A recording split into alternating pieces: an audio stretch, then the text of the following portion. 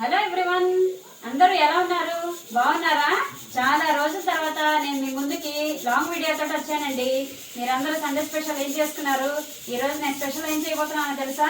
Baby potato masala కూర చేయబోతున్నాను. మరి దానికి ఏమేమి పదార్థాలు కావాలో, అది ఎలా చేయాలో రండి చూద్దాం. చూడండి, నేను ఇక్కడ బేబీ పొటాటో ఒక పావు కేజీ తీసుకున్నాను.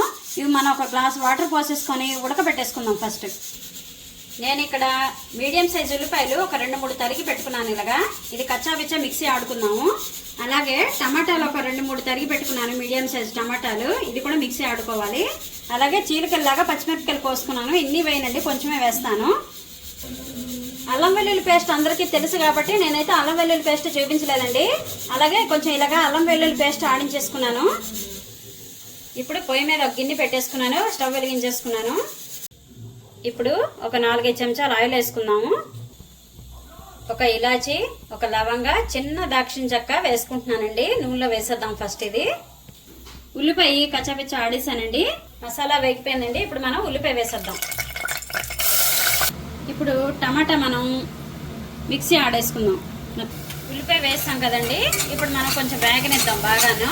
తర్వాత అల్లం వెల్లుల్లి పేస్ట్ వేసుకొని బాగా పచ్చివాసన పోయి ఆయిల్ తేలే వరకు వేయించుకుందాం. కొంచెం ఈ మాత్రం ఇలా వేగింది కదండి, ఇప్పుడు మనం అల్లం వెల్లుల్లి పేస్ట్ వేసేసుకుందాం. ఇప్పుడు మనం టమాటా జ్యూస్ వేసేసుకుందాం. ఇప్పుడు ఒక్కసారి కలుపుకుందామండి.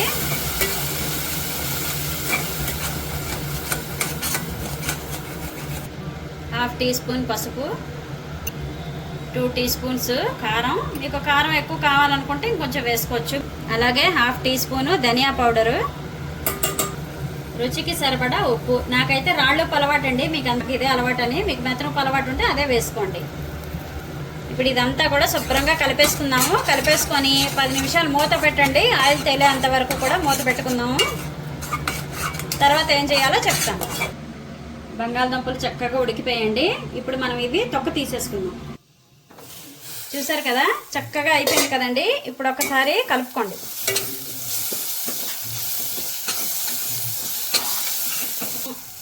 మీకు ఎంత పలుచగా కావాలనుకుంటే అంత మరీ కాదు, కొంచెం ఒక గ్లాస్ నీళ్ళు పోసుకోండి.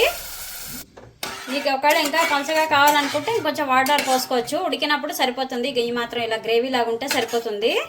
ఇప్పుడు ఇంకో పక్క నేను బాండి పెట్టుకున్నాను, స్టవ్ వెలిగించేసుకున్నాను. బంగాళదుంపలు వేయించుకుందికి ఆయిల్ వేసుకుందాము. అది మీ ఆప్షన్ అండి, మీరు వేయించుకుంటే వేయించుకోండి, లేదంటే అలాగైనా ఉడకబెట్టిన వేసేసుకోవచ్చు. నేనైతే కొంచెం వేయిస్తున్నాను. 3-4 పచ్చిమిరపకాయలు ఇలా చీలికల్లా కోసి వేసేసుకోండి. అలాగే కొంచెం కొత్తిమీర కూడా వేసేసుకోండి. ఇప్పుడే వేసేయండి. బంగాళదుంపలన్నీ వలిచేసానండి. ఇప్పుడు మనం ఆయిల్ హీట్ ఎక్కిపోయింది, ఇందులో వేసేద్దాం. బంగాళదుంపలు అయితే చక్కగా వేగిపోయాయండి. ఇప్పుడు మనం తీసేసుకొని ఇలా నూనె చేసుకొని కూరలోని వేసేద్దాం. ఇప్పుడు ఒక్కసారి చక్కగా కలుపుకొని 10 నిమిషాల సేపు కొంచెం ఉడకనిద్దాము. బంగాళదుంపలకి మసాలా పడుతుందన్నమాట. చక్కగా ఉడికిపోయిందండి. ఒక 10 నిమిషాల సేపు ఉడికించాను, శుభ్రంగా ఉడికిపోయింది. ఇప్పుడే స్టవ్ ఆఫ్ చేసేసుకుందాం. కమ్మని బేబీ పొటాటో మసాలా కూర తయారైపోయిందండి. మరి చూసారు కదా ఎలా చేశాను అని. మీకు ఇంకా గనక లాస్ట్లోని మీకు అవసరమైతే గనక గరం మసాలా పౌడర్ కొంచెం వేసుకోండి. నేనైతే వేయలేదు, ముందు వేసాను కాబట్టి మాకు అదే ఎక్కువ. చాలా మసాలా ఎక్కువ తినమనమాట. మీకు మసాలా కావాలనుకుంటే కొంచెం దింపే ముందు గరం మసాలా వేసుకోండి, చాలా బాగుంటుంది. మరి మీరు కూడా ఒకసారి ట్రై చేయండి. ఎలా ఉంది చేసుకొని తిని ఎలా ఉందో కామెంట్ చేయండి. అలాగే వీడియో కనుక మీకు నచ్చినట్లయితే ఛానల్కి లైక్ చేయండి, షేర్ చేయండి, సబ్స్క్రైబ్ చేసుకోండి. ప్లీజ్ సపోర్ట్ చేయండి.